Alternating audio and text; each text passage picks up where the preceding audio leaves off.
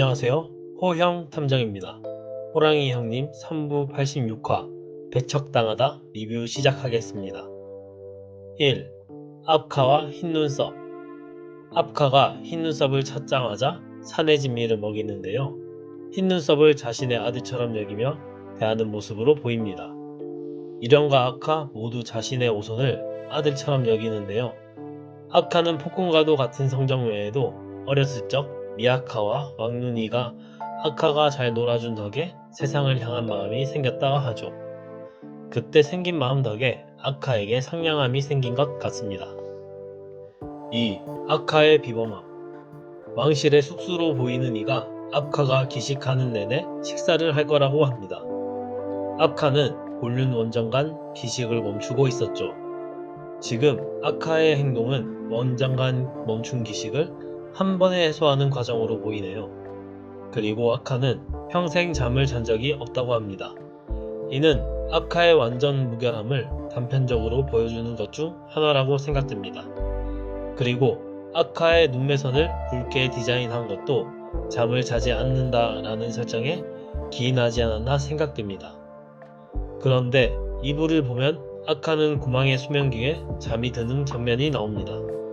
이는 누군가에게 큰 부상을 입어 아카의 완전 무결성이 무너져 내린 것을 보여주는 거겠죠. 과연 이런 아카를 박살내버린 건 누구일까요? 대부분의 독자분들이 예상하는 아린일까요? 아니면 제3자일까요? 3. 압카와 오친 여신. 오친 여신은 예루리가 악마가 되기 전의 이름입니다. 우처고 우르본에서 오친 여신에 대해 설명하는 것이 있는데, 오친 여신의 눈은 언제나 동그랗게 떠 있으며 입은 언제나 무언가를 먹고 있고 어떤 머리가 잠을 자면 어떤 머리는 깨어 있다라는 것이 있습니다. 신기하게도 저것들 전부 압카의 특징과 비슷합니다. 기식을 하는 동안 끊임없이 식사를 한다는 점과 잠을 자지 않고 눈을 동그랗게 떠 있는 점이 비슷하죠. 우처구 우로본에서 등장하는 신과 비슷한 존재는 고마도 있습니다. 작중, 고마는 잠이 많아 보이는 설정입니다. 거의 항상 자고 있는 것 같죠. 그리고 우처구 우로본의 바나무 허허 또한 잠이 많은 신입니다. 고마와 바나무 허허가 비슷해 보이는 존재로 보이죠. 오친 여신은 바나무 허허에게 돌을 맞아 예루리가 됩니다. 만약 아카가 고마에게 어떤 피해를 받았다면 예루리로 각성하는 계기가 되지 않을까요?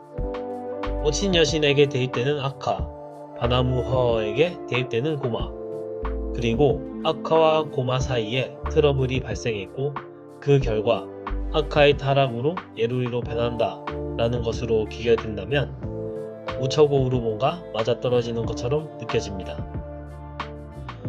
그리고 무지개의 대사 중 아카가 영적인 존재일 거라 생각했는데 라는 게 있는데, 이는 무지기가 봉인된 예루리가 영적인 존재라는 것을 알기에 한 대사라고 생각됩니다.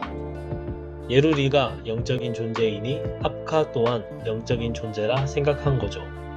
그런데 아카는 오친 여신의 특성을 가진 강력한 피지컬을 지닌 존재입니다.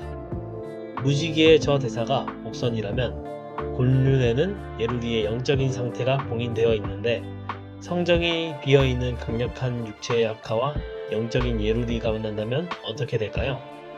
성정이 비어있는 아카에게 영적인 존재 예루리가 스며들어 예루리가 완전한 부활을 할 수 있지 않을까요?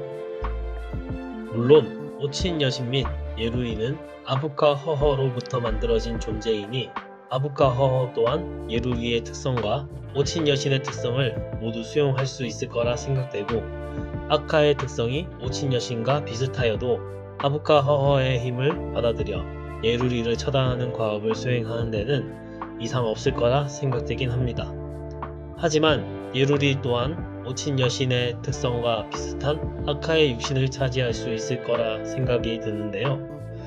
저는 페놀로그의 예루리의 모습이 추위와 거의 일치하며 예루리가 얼음을 쏘아내는 모습과 추위가 얼음을 쓰는 것에서 추위가 예루리의 육체와 관련이 있지 않을까 싶었는데 더 헷갈려졌네요. 만약 아카가 예루리의 부활에 쓰인 육체가 된다면 진정한 하늘은 아린이지 않을까 하는 내피셜이 드네요. 많은 분들이 아린과 예루리가 관련이 깊다고 생각하시는데 그 이유가 웅커의 팔이 장착된 추위가 얼음을 쓰기 때문이죠.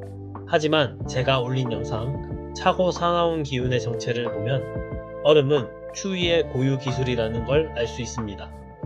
그리고 아린의 기폭발을 보면 얼음보단 빛과 관련이 깊어 보입니다. 예루리의 주력은 얼음, 아부카 허허의 주력은 빛이죠.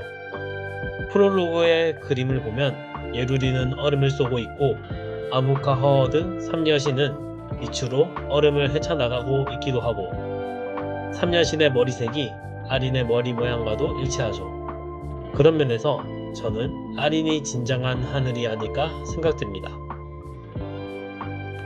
4. 맹회와 환원의 자리. 맹회의 인물들이 8명이 나옵니다. 만약 이들이 모두 보일러라면 생각나는 게 있습니다. 바로 파랑이죠. 이령은 다시 환원의 자리를 만들고 있는데요. 환원의 자리를 만드는 데는 파랑급의 힘이 필요합니다. 그 힘을 맹회에 있는 파린에게서 가져올 생각이 아닐까 싶은데요. 이는 이부 시라무렌의 대사 어르신께서 흰산의 힘을 받기 위해 필요한 소모품을 돈 그 이상도 그 이하도 아니야 우리 전부 라는 대사로 추측이 가능합니다. 5. 시라무렌.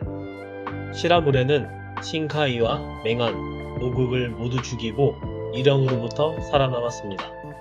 물론 이부에선 맹안 노극이 나왔으니 이들 모두 죽은 것이 아니며 시라무렌이 흰산 일족에게 겉으로만 충성하는 건 모두 알고 계시죠.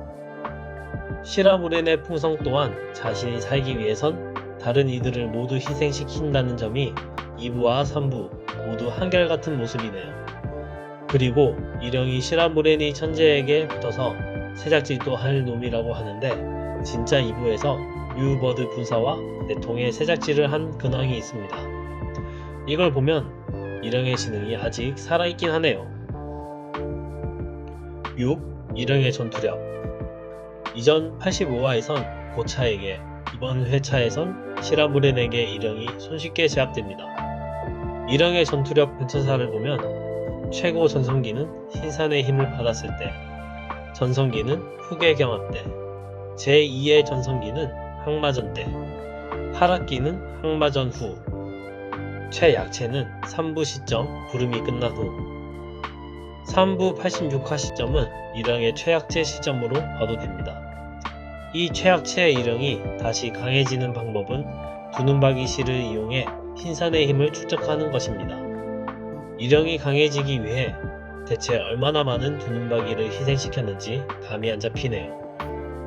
일령은 아카에게 가 자신이 당한 수모를 이루며 걔네들을 혼내달라고 하지만 아카는 축객령을 내립니다. 3부 86화의 제목 그대로 일령은 모두들에게 배척당하죠. 정말 악착같이 살아가는 일령입니다. 마지막 장면은 이르아로 보이는데요. 일령은 이르아로부터 아카의 오손인 흰눈썹으로 제사를 지내는 것을 허락받은 것으로 보입니다. 오늘의 리뷰는 여기까지입니다. 여러분들의 의견 댓글로 남겨주시면 좋겠습니다. 영상이 재미있었다면 구독, 좋아요 부탁드립니다. 감사합니다.